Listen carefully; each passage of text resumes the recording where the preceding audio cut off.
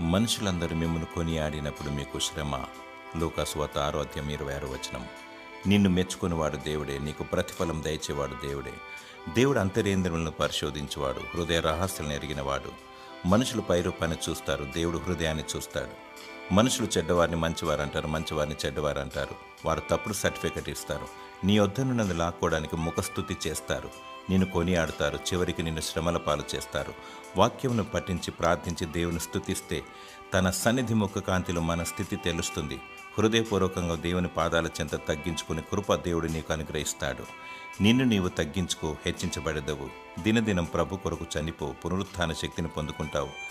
యేసుక్రీస్తు ప్రభునందు రక్షణ మారు మనసు పొంది ఆయన నామంలో బాప్తిసం తీసుకొని లోకానికి వేరై పరిశుద్ధత కలిగి ప్రత్యేకింపబడి వధువు గుంపులో ఉండినచో ఎత్తబడదవు. దేవుడు నిన్ను శ్రమల నుండి తప్పించి ప్రత్యేకపరిచి నిన్ను దీవించునుగాక.